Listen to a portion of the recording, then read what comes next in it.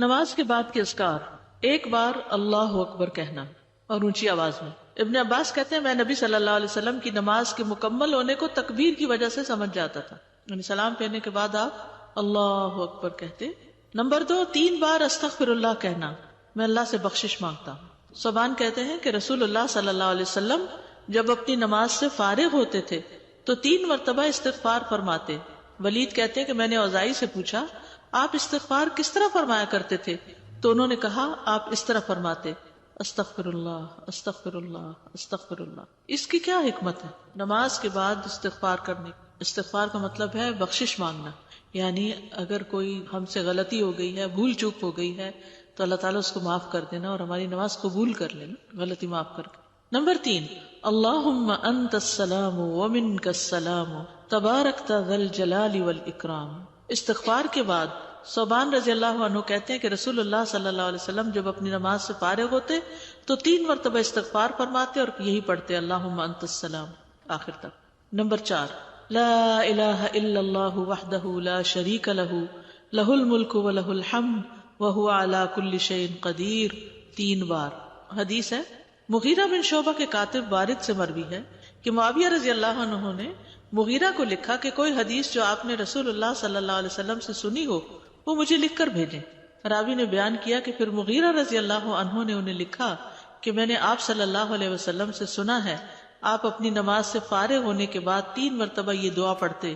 یہ پیغمبروں کی دعا ہے نا جو عرفہ کے دن سب پیغمبروں نے مانگی، لا الہ الا اللہ وحدہ لا شریک لہ لہ الملک ولہ الحمد وہو علی کل شیء قدیر۔ 5ویں دعا ہے لا الہ الا اللہ وحدہ لا شریک لہ لہ الملک ولہ الحمد وہو علی کل شیء قدیر، اللہم لا مانع لما اعطیت ولا معطی لما منعت ولا ينفع ذا الجد۔ ایک روایت میں منک الجد بھی آتا ہے، یہ اگلی روایت ہے ولا ينفع ذا الجد منک الجد۔ 6ٹھی دعا ہے لا الہ الا اللہ وحدہ لا شریک لہ لہ الملک ولہ الحمد یحیی ویمیت وہو حی لا یموت بیدہ الخیر وہو علی کل شیء قدیر۔ یہ دعا اور کس موقع پہ پڑھی جاتی؟ بازار جاتے ہوئے، کئی لاکھ نیکیوں کا ثواب ہے جو بازار میں یہ دعا پڑھ لے۔ اللہم لا مانع لما اعطیت ولا معطی لما منعت ولا ينفع ذا الجد منک الجد۔ ترجمہ دیکھ رہے نا آپ سامنے، 3 بار پڑھنا، ٹھیک ہے، یعنی لا الہ الا اللہ وحدہ 3 بار اور پھر اللہم لا مانع۔ 7ویں دعا لا الہ الا اللہ وحدہ لا شریک لہ لہ الملک ولہ الحمد وہو علی کل شیء قدیر، لا حول ولا قوة الا باللہ، لا الہ الا اللہ ولا نعبد الا ایاہ، لہ النعمۃ ولہ الفضل ولہ الثناء الحسن، لا الہ الا اللہ مخلصین لہ الدین ولو کرہ الکافرون۔ اس میں سے کچھ دعائیں ایاک نستعین میں بھی ہیں اور نمازوں کے بعد کے اذکار کا کارڈ بھی موجود ہے الگ سے، اس میں یہ دعائیں ہیں۔ پھر تحلیل کے کلمات، اس کے بعد تسبیحات، 33 بار سبحان اللہ، 33 بار الحمدللہ، 33 بار اللہ اکبر، اور 100 پورا کرنے کے لیے لا الہ الا اللہ وحدہ لا شریک لہ لہ الملک ولہ الحمد وہو علی کل شیء قدیر۔ اب تک سب سے زیادہ دعا کون سی آئی ہے؟ لا الہ الا۔ سوچئے آپ کتنی دفعہ پڑھتے ہیں نماز کے بعد؟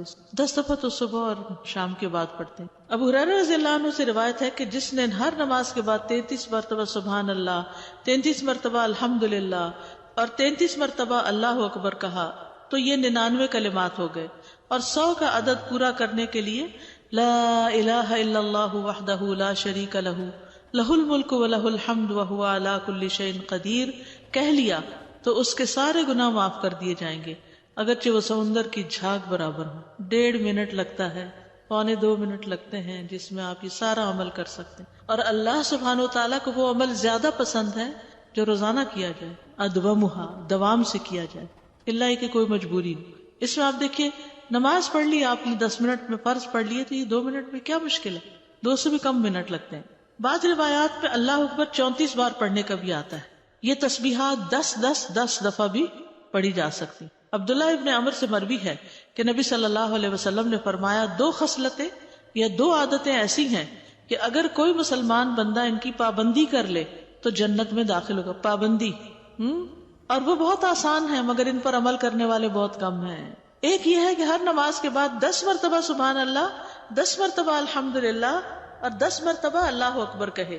تو زبان کی ادائیگی کے اعتبار سے 150 بار ہے، یعنی ساری نمازوں میں، مجموعی طور پر 5 نمازوں کے بعد، اور ترازو میں 1500 ہوں گے. اور جب سونے کے لیے اپنے بستر پر آئے تو 34 بار اللہ اکبر، 33 بار الحمدللہ اور 33 بار سبحان اللہ کہے. زبان کی ادائیگی کے اعتبار سے تو یہ 100 ہے، مگر میزان میں یہ تسبیحات 1000 ہوں گی، رات کو جو سوتے ہوئے پڑھے جاتے تسبیحات فاطمہ، سب تھکاوٹ اتارنے کے لیے. یقیناً میں نے رسول اللہ صلی اللہ علیہ وسلم کو دیکھا، آپ انہیں اپنے ہاتھ سے شمار کرتے تھے. صحابہ نے پوچھا، اللہ کے رسول یہ کیسے ہے کہ یہ آسان عمل ہے مگر ان پر عمل کرنے والے تھوڑے ہیں؟ آپ نے فرمایا، سوتے وقت میں کسی کے پاس شیطان آ جاتا ہے اور پہلے اس سے کہ وہ تسبیح پوری کرے وہ اسے سلا دیتا ہے، اور اسی طرح اس کی نماز میں شیطان آ جاتا ہے اور یہ تسبیحات پڑھنے سے پہلے ہی کوئی کام یاد دلا دیتا ہے. ہوتا تو یہی ہے، حقیقت ہے. آپ کو شاید میں نے پہلے بھی بتایا ہو کہ ہاتھ پر تسبیح پڑھنا جو ہے کچھ مشکل نہیں، اور دائیں ہاتھ پہ صرف. کیسے پڑھیں گے آپ؟ سبحان اللہ سبحان اللہ سبحان اللہ، اور اوپر سے اب نیچے آ جائے، سبحان اللہ سبحان اللہ سبحان اللہ سبحان اللہ سبحان اللہ سبحان اللہ، نیچے سے اوپر، اور پھر سبحان اللہ سبحان اللہ سبحان اوپر سے. تو یہ ہم 2 ہاتھوں پہ الگ الگ پڑھتے ہیں نا، اور بایاں ہاتھ بھی لگاتے ہیں. تو اس سے افضل کیا ہے، ایک ہی ہاتھ پر 33 بار پڑھنا. اور جب یہ پورا ایک ہاتھ اوپر نیچے دونوں طرف ہو جائے تو 3 بس مزید پڑھ لینا. آپ کر کے دیکھیے، بہت آسان ہے. شروع میں جب مجھے پتا چلا کہ ایک ہاتھ پہ پڑھنا ہے تو میں تو بڑی پریشان ہوئی کہ میں تو ہر وقت کنفیوز ہی رہوں گی کہ کتنا پڑھا کتنا نہیں. تو پھر میں الحمدللہ عمرے پر گئی ایک بار، تو اس میں مدینہ میں تو مغرب کے بعد جیسے بیٹھ جاتا ہے نا عشاء تک، تو میرے ساتھ ہی کوئی جاپنیز لڑکی تھی یا کوئی کورین یا ایسی کوئی تھی، تو بہت اچھے طریقے سے ادب آداب کے ساتھ اپنے بیٹھی ہوئی ذکر کر رہی تھی. تو پھر اچانک میری نگاہ اس کے ہاتھ پر پڑی تو وہ یہی کر رہی تھی، اوپر سے نیچے نیچے سے اوپر. تو میں نے کہا اوہ اتنا آسان ہے، کیونکہ میں جب ایک ہی ہاتھ پہ 2 دفعہ پڑھتی تو کبھی کہتی پتہ نہیں پڑھا ہے 1 دفعہ پڑھا کہ 2 دفعہ. تو اس طرح اب اتنا آسان ہو گیا اور بڑے سکون سے پڑھا جاتا ہے. جہاں سے مرضی شروع کریں، جیسے آپ کا طریقہ ہے. میرا طریقہ چونکہ یہاں سے شروع کرنے کا تھا تو اس کی نیچے سے 3 اوپر تو اوپر سے نیچے. بعض لوگ تو 100 کے لیے پتہ نہیں یہ بھی بتاتے ہیں یہاں سے ایسے پھر ایسے پھر ایسے پھر ایسے، پھر مجھے جھنجٹ لگتا ہے کیونکہ انگلیاں بھی مستنطقات ہیں نا، قیامت کے دن بولیں گی. 25 بار تسبیحات پڑھنا، یعنی یہ بھی جائز ہے. ٹھیک ہے. آیت الکرسی، جنت میں جانے کا راستہ. رسول اللہ صلی اللہ علیہ وسلم نے فرمایا، جو شخص ہر فرض نماز کے بعد آیت الکرسی پڑھے اس کو موت کے علاوہ کوئی چیز جنت میں جانے سے نہیں روک سکتی. سبحان اللہ. یعنی نماز پڑھی اور نماز کے بعد آیت الکرسی پڑھ کے آپ دیکھیے کتنی دیر لگتی ہے، شاید ہارڈلی منٹ بھی نہ لگتا. اور یہ سب سے افضل آیت ہے. ابو ذر غفاری کہتے ہیں کہ میں مسجد حرام میں داخل ہوا اور رسول اللہ صلی اللہ علیہ وسلم کو اکیلے دیکھ کر آپ کے پاس آ کر بیٹھ گیا. میں نے کہا، یا رسول اللہ کون سی آیت سب سے افضل ہے جو آپ پر نازل ہوئی؟ آپ نے فرمایا آیت الکرسی. کرسی کے مقابلے میں 7 آسمان اس طرح جیسے بیابان زمین میں کوئی چھلا پڑا ہوا، اور پھر کرسی کے مقابلے میں عرش کا حجم اس طرح ہے جیسے اس چھلے کے مقابلے میں بیابان کا وجود. قرآن کریم میں سب سے عظیم آیت ہے. جو آپ نے ابی ابن کعب سے پوچھا تھا تو انہوں نے جب جواب دیا تو آپ نے فرمایا کہ ابو المنذر تمہیں علم مبارک ہو. اس کے پڑھنے سے ایک محافظ آ جاتا اور شیطان قریب بھی نہیں پٹکتا. جنات سے بچانے والی آیت ہے یہ. وہ آیت تو سورۃ البقرہ میں ہے. اسے کوئی شام کو پڑھے گا تو صبح تک پناہ میں رہے گا، جو صبح پڑھے گا شام تک ہم سے پناہ میں رہے گا، یعنی جنات سے. معوذات، سورۃ الاخلاص، سورۃ الفلق، سورۃ الناس، یہ بھی ایک بار پڑھنا ہوتی ہے نماز کے اذکار میں. عقبہ بن عامر کہتے ہیں کہ رسول اللہ صلی اللہ علیہ وسلم نے مجھے حکم دیا تھا کہ میں ہر نماز کے بعد معوذات پڑھا کروں. ہر نماز کے بعد معوذات پڑھا کروں. معوذات کی فضیلت کیا ہے؟ ان کی مثل پچھلی کتب میں کوئی صورت نہیں. یہ اتنی افضل صورتیں ہیں. رسول اللہ صلی اللہ علیہ وسلم نے فرمایا، اے عقبہ بن عامر، کیا میں تمہیں ایسی صورتیں نہ سکھاؤں جو نہ تورات میں نازل ہوئی، نہ زبور میں، اور نہ انجیل میں، اور نہ ان جیسی فرقان میں ہیں؟ تم پر ایک رات بھی ایسی نہ آئے کہ تم ان کو نہ پڑھو. جسے ہم کہتے ہیں نا ایک دن بھی نہ آئے، جیسے عربی میں کہتے ہیں ایک رات بھی نہ گزرے. رسول اللہ صلی اللہ علیہ وسلم نے فرمایا، تم نہیں دیکھتے کہ آج کی رات ایسی آیات اتری ہیں کہ ان کی طرح کبھی دیکھی نہیں گئی، اور وہ ہیں قل اعوذ برب الفلق اور قل اعوذ برب الناس. انتہائی بلیغ صورتیں، سب سے افضل تعوذ ہے یہ. پہلے نبی صلی اللہ علیہ وسلم اور کلمات پڑھتے تھے، جب یہ صورتیں نازل ہوئی تو اور ذکر چھوڑ کر انہی کو پڑھنے لگے. نظر بد سے کفایت کرنے والے کلمات ہیں، یعنی اگر کسی کو ڈر ہو کہ اس کو نظر لگے گی یا لگ چکی ہو تو اس کے علاج کے لیے بھی ابو سعید سے روایت ہے، کہتے ہیں کہ رسول اللہ صلی اللہ علیہ وسلم جنوں اور انسانوں کی نظر بد سے پناہ مانگتے تھے، حتیٰ کہ معوذتین نازل ہوئی. پھر جب معوذتین نازل ہوئی تو آپ نے ان کو لازم پکڑ لیا اور ان کے سوا دوسروں کو ترک کر دیا. نمبر 11، ربی اعنی علی ذکرک و شکرک و حسن عبادتک. معاذ بن جبل کہتے ہیں کہ رسول اللہ صلی اللہ علیہ وسلم نے میرا ہاتھ پکڑا اور فرمایا، میں تم سے محبت رکھتا ہوں اے معاذ. میں نے عرض کیا، میں بھی آپ سے محبت کرتا ہوں یا رسول اللہ. تو رسول اللہ صلی اللہ علیہ وسلم نے فرمایا، تم پابندی سے ہر نماز میں یہ دعا مانگا کرو، رب اعنی علی ذکرک و شکرک و حسن عبادتک. اور آپ نے یہ ان کو وصیت کی تھی کہ کبھی نہ چھوڑنا اس کو. نمبر 12، رب قنی عذابک یوم تبعث عبادک. اے رب مجھے اس دن کے عذاب سے بچانا جس دن تو اپنے بندوں کو اٹھائے گا. پھر ہے نمبر 13، اللہم انی اعوذ بک من الکفر والفقر وعذاب القبر. کفر، فقر اور عذاب قبر سے تیری پناہ میں آتا ہوں اے اللہ. پھر اللہم اغفر لی ما قدمت وما اخرت وما اسررت وما اعلنت وما اسرفت وما انت اعلم به منی انت المقدم وانت المؤخر لا الہ الا انت. یہ اگلے پچھلے ظاہری باطنی سب گناہوں کی معافی کا اعلان ہے اس میں. پھر 15 نمبر پہ سبحانک اللہم وبحمدک استغفرک واتوب الیک. اچھے عمل پہ مہر لگانے والے کلمات ہیں یہ. یعنی جو شخص کسی مجلس میں بیٹھے پھر اس سے کچھ غلط باتیں ہو جائیں تو جب یہ کلمات آخر میں پڑھے گا تو وہ معاف ہو جائیں گے، کفارہ ہو جائے گی اس مجلس کا. نمبر 16، رب اغفر لی وتب علی انک انت التواب الغفور. ایک انصاری صحابی کہتے کہ میں نے رسول اللہ صلی اللہ علیہ وسلم کو نماز کے بعد یہ دعا 100 دفعہ پڑھتے ہوئے سنا، رب اغفر لی وتب علی انک انت التواب الغفور. پھر اللہم انی اعوذ بک من الجبن واعوذ بک ان ارد الی ارذل الامور واعوذ بک من فتنۃ الدنیا واعوذ بک من عذاب القبر. پھر ہے اللہم اغفر لی وارحمنی واہدنی وارزقنی. استاذہ ان ساری دعاؤں کو آرڈر میں پڑھنا ضروری ہے یا کسی بھی آرڈر میں؟ یہ تو لکھنے کی ترتیب ہے، لیکن شروع کے جو ہے نا اللہ اکبر استغفر اللہ استغفر اللہ استغفر اللہ اللہم انت السلام منک السلام، یہ آرڈر میں تینوں پڑھنا ہے. ٹھیک ہے، اس کے بعد آپ آیت الکرسی پڑھیں یا تسبیحات پڑھیں یا پھر جو بھی دعا چاہیں پڑھیں. ان میں سے یہ ہے کہ ایک پوسٹر بھی بنایا گیا تھا اور ایک انشاءاللہ یہاں بھی میں چاہ رہی تھی کہ چھپوا کے دے دیں. اس میں یہ ساری تو نہیں آ سکیں گی لیکن موٹی موٹی دعائیں جو ہیں وہ آ جائیں گی. تو میں نے تو جو اپنا قرآن مجید ہے وہ پرنٹ آؤٹ سے نکال کے ان دعاؤں کا قرآن مجید کے جو جسے دیکھ کے پڑھتے ہیں نماز میں اس کے اندر نشانی کے طور پہ اس کو رکھا ہوا پلاسٹک میں ڈال کے. جب میں نماز شروع کرتی ہوں تو اس کو نکال کے سائڈ پہ رکھ لیتی ہوں. جب نماز ختم کرتی ہوں تو پھر جو یاد ہیں اور جو نہیں پوری طرح یاد، ان کو جو یاد ہے بس ہنٹ دیکھتی جاتی ہوں اور پڑھتی جاتی ہوں. جو نہیں یاد ان کو دیکھ کے پڑھ لیتی ہوں. تو اس سے کیا فائدہ ہوتا ہے کہ اس طرح پڑھی جاتی ہیں، ورنہ تو وہ بھی بھول جاتا ہے کون کون سی تھی. یا تو بچپن میں یہ سب سیکھ لیتے نا پھر مشکل نہیں. جیسے نماز ہم نے اول سے آخر سیکھی ہوئی ہے نا تو وہ ایک گاڑی دوڑ پڑتی، لیکن یہ دعائیں تو ہم نے بڑے ہو کر ہی سیکھی ہیں نا، اور کچھ نئی نئی پھر پتہ چل جاتی ہے تو وہ ایڈ ہو جاتی ہیں. تو اس طرح بھی آپ آسانی سے رکھ سکتے ہیں تاکہ یاد رہے. یا آپ کہیں سائڈ پر پیسٹ کر دیں اور آپ پڑھتے رہیں، جب دعا بھول جائے تو ذرا سا ایک نظر ریمائنڈر کے لیے دیکھ لیں، کسی وال پہ لگا دیں، کپڑ پہ قریب ہی جہاں آپ نماز پڑھتے ہیں. دور کہیں چلی گئی تو پھر رہ جائے گی.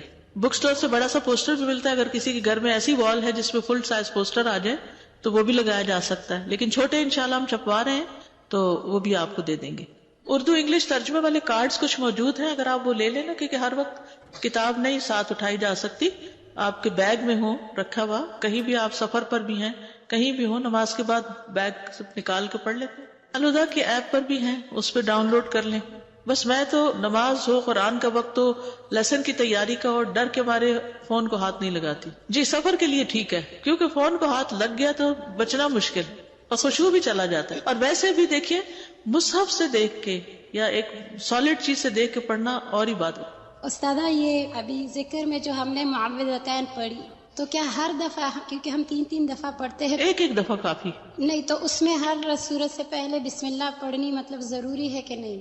سورہ اخلاص پڑھی، پھر اس کے بعد جب سورہ فلق شروع کریں گے تو بسم اللہ دوبارہ اس کے ساتھ؟ ضروری نہیں ہے، کیونکہ بسم اللہ 2 سورتوں کے بیچ میں نشان ہے کہ ایک سورت ختم ہوئی اور دوسری شروع ہوئی.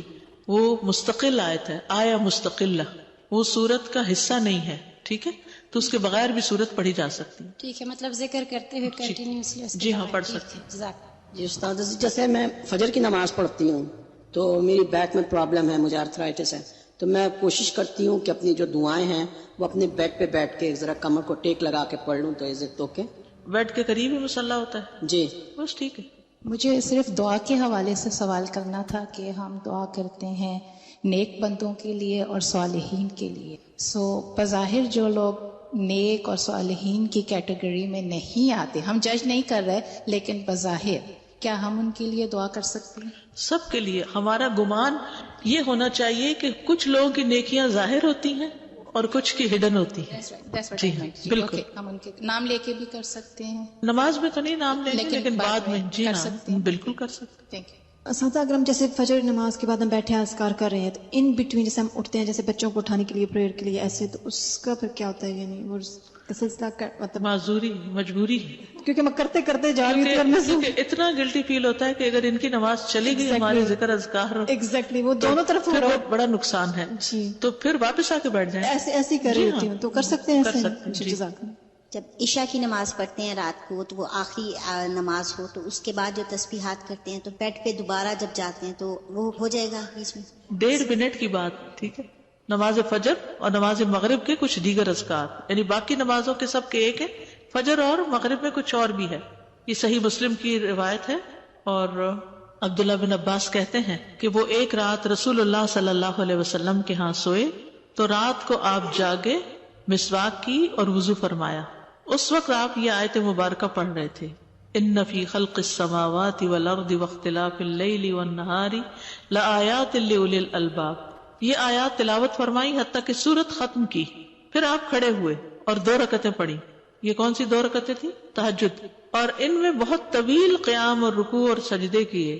پھر واپس پلٹے اور سو گئے یہاں تک کہ آپ کے سانس کی آواز سنائی دینے لگی. پھر آپ نے اس طرح 3 دفعہ کیا، 6 رکعتیں پڑھی.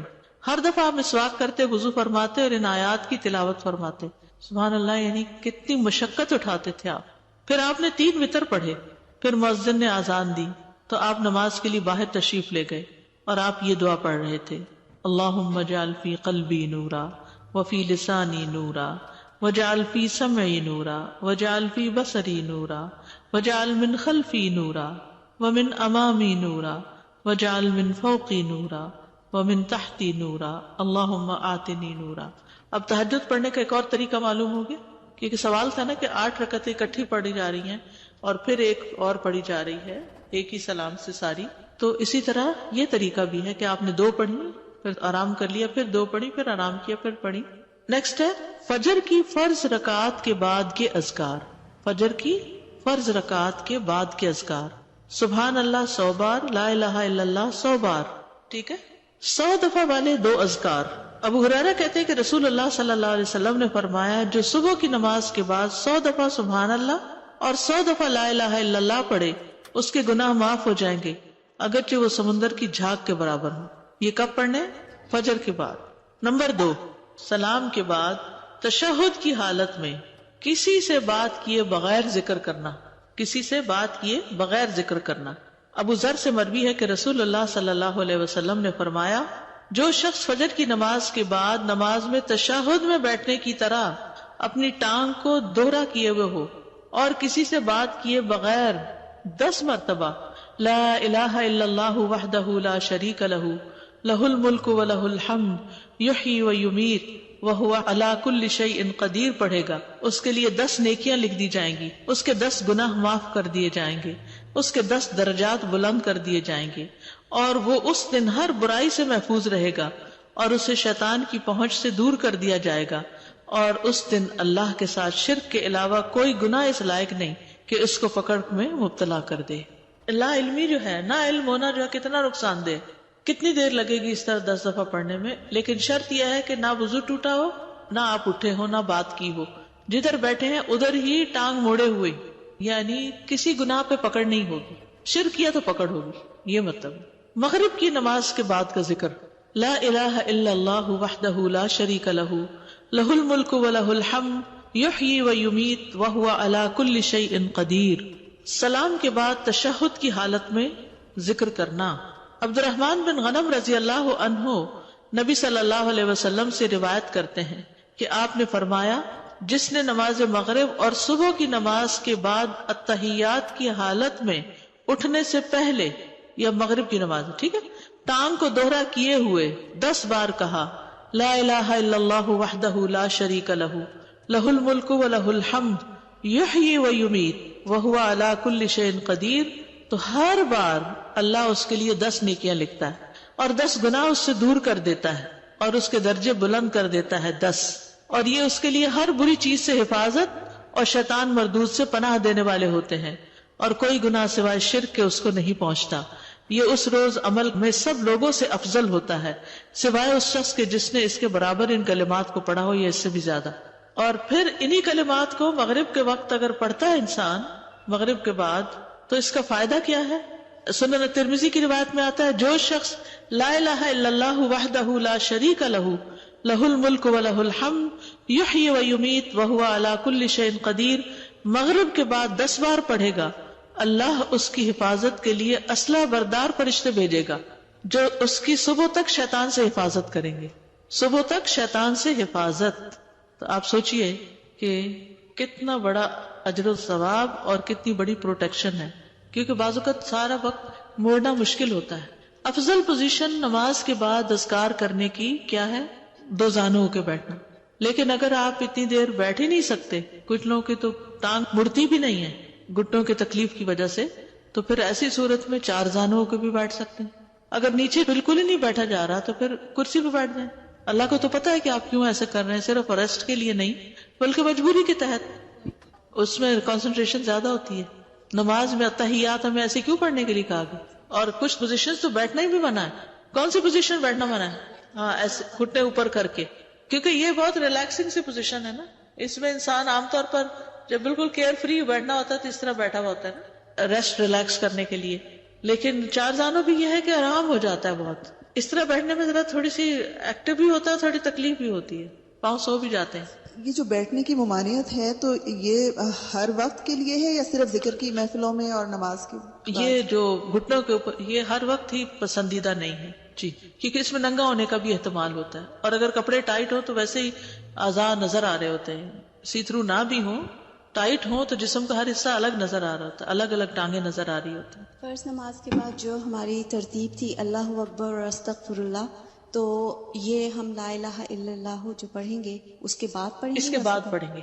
میرا سوال، فرض نماز میں جو 3 اور 4 رکعت میں ہم سورہ فاتحہ پڑھتے ہیں، اس کے بعد قرات آپ نے بتایا کہ سنتوں میں بھی ایسے ہی کرتے ہیں؟ جی، سنتوں میں بھی ایسے ہی کرتے، قرات پڑھتے ہیں، قرات پڑھتے ہیں، لیکن اگر کبھی بھول جائیں، ہوتا ہے نا کبھی انسان بھول جائے تو نماز ہو جاتی ہے۔ استاد ہمیں سکھایا ہی نہیں، کبھی سنتوں کے بعد نہیں پڑھی آپ نے قرات؟ اوکے، اب کر لیا، اب کریں گے۔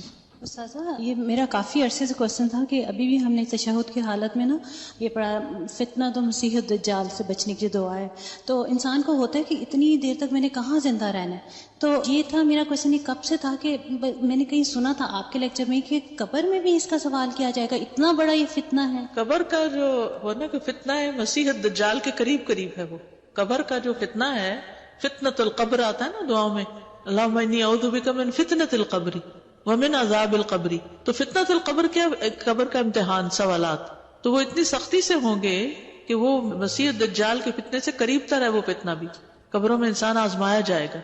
استاذہ، جب یہ ساری باتوں کی نالج آ جاتی ہے اور روز پڑھتے ہیں تو ایسا لگتا ہے جیسے کبھی کبھی آپ اوور ویلمڈ ہو جاتے ہیں کہ یہ میں کیسے کروں گی، because life is so busy here, جیسے پہلے آپ صلی اللہ علیہ وسلم کی ہم اپنی ان مصروفیات کو ختم کریں یا کم کریں جن کی ضرورت نہیں ہے۔ کچھ تو ہماری ضروریات ہیں نا، کھانا پینا، پکانا، کپڑے دھونا، گھر صاف کرنا، یہ تو ہے، لیکن کچھ چیزیں ہم نے ایکسٹرا ڈالی ہوئی ہیں، ان چیزوں کو کٹ کرنے کی ضرورت ہے اور آخرت کے لیے فوکس ہونے کی ضرورت ہے۔